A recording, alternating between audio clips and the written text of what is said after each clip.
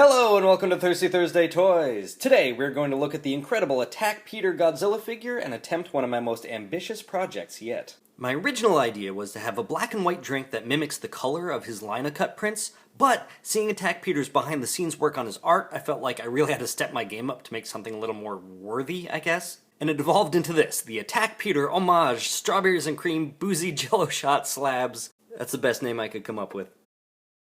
Part 1, the boozy bottom layer. This is pretty much your classic Jello shot recipe. Measure out 1 cup of vanilla vodka and set that in the fridge to chill. Measure out 1 cup of water and set that in the fridge to chill as well. I'd give them some time to chill before moving on to the next step, which is to boil 2 cups of water in a pot. Once it starts to boil, take it off the heat to start that cool down process. Stir in a full 6-ounce box of your favorite gelatin. Any flavor could work for this, but today I'm using strawberry. Once that's dissolved, stir in a few drops of black food coloring. Once the food coloring is in there, you won't be able to see the Jello bits, so definitely wait until you're sure they're all dissolved. Then go ahead and pour in your chilled cup of water. Stir that around. Finally, stir in the chilled cup of vanilla vodka. We want this to go in last because we don't want to burn off the alcohol. Once the mixture is cool enough, start pouring or scooping it into your containers. I got these at my local dollar store, and I'm using these short, wide containers to give me the most surface area. So if you're thinking about alcohol content, there are 8 ounces of alcohol in the whole thing. So when I divide these into my 4 containers, there's about 2 ounces of vodka per thing, which is about a shot and a half. Once you have that all poured out and divided amongst your containers, stick them in the fridge for a few hours to chill. And make sure they are fully solidified before you start Part 2, the white layer. Set 1 cup of water in a pot to boil. In a separate bowl, add a half cup of cold water. Then sprinkle on 2 1/4-ounce packets of plain gelatin and let that sit for a few minutes. Now for this part, I gotta give credit to the Recipe Girl blog. I tried a few things on my own, long story short, they ended up a little sludgy, and hers was the most stable. Pour in a full 14-ounce can of sweetened condensed milk to the full cup of boiling water.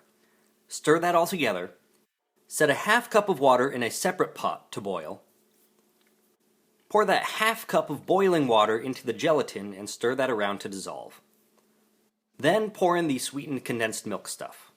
Let that hang out until it reaches room temperature before you pour it onto the rest of the Jello slabs. If you pour it on when it's still too warm, you'll dissolve the lower layer and it'll all blend together. Once those are all ready, set them back in the fridge for a few hours or so to solidify. Then the hard part, or the fun part. Time to carve. I found that knives work best for the finer details, but I also found these palette knives at my local dollar store. Initially, I used a straw that I cut down to a point, which is also really helpful for slurping up small bits. The white layer fuses with the black layer a little bit, allowing everything you carve to stay in its place, but it should also be easy to peel off.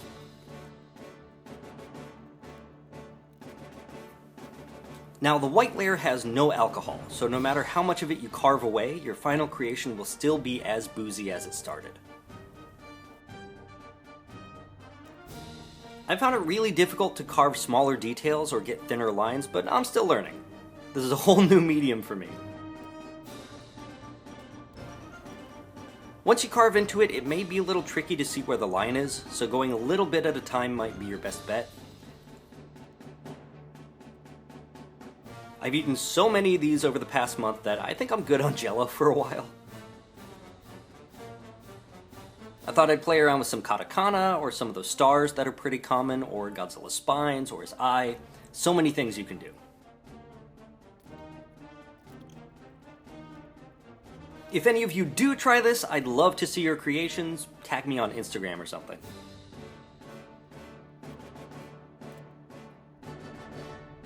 I thought I'd try my hand at making a Gigan, but it was a mess. At least it's a delicious mess. And that's the best part. If you make a mistake, you can just eat it. Cheers. This is part of Mondo's Godzilla Museum line. I really like how, aside from the 54 figure, they're starting to do versions of Godzilla that didn't previously have figures like the Hanna-Barbera one. This figure cost $120 and was only available from Mondo, but after shipping and tax it came out to be a little over $150. That was really pushing it for me price-wise, but I knew if I missed out on this figure I would regret it. As it says on the box, this guy stands 7.5 inches tall and is made of a harder vinyl. Each figure comes with a base featuring Godzilla in katakana, and each comes with a nameplate specific to that figure, which can also magnetize to the base. The plate doesn't magnetize to the base all that well, but the magnet on the plate is strong enough to stick to my fridge, which tells me that the base magnet is really weak. This figure comes in 2 parts, with its tail plugging in and staying in place with a magnet. You can't rotate the tail since that notch locks it in place.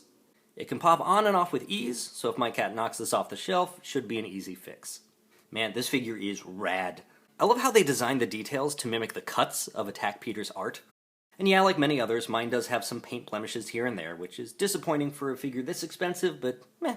I've said before that I love figures in neutral poses, if it's not a posable figure, and that I'm not really into statues with dynamic poses, but this one really works. It's definitely a pose, but it's neutral enough to go on a shelf in any direction. I realize I've only been mentioning Attack Peter, but there was a whole team that came together to bring his art to life. And I gotta say, they did a fantastic job. A lot of people love what appears to be the breathing holes in the neck for the suit actor, but my favorite part is the toes. Maybe I'm seeing something that's not really there, but a lot of Attack Peter's art has these asterisks or starbursts, and they have them right here on the toenails, which is a really neat way to include that bit. Now I believe Mondo came out with a second production run of these. I'm not sure if they're going to do a third, but I hope you can get your hands on one. In the meantime, good luck on your hunt, thanks for subscribing, and please drink, or eat as far as Jello goes, responsibly.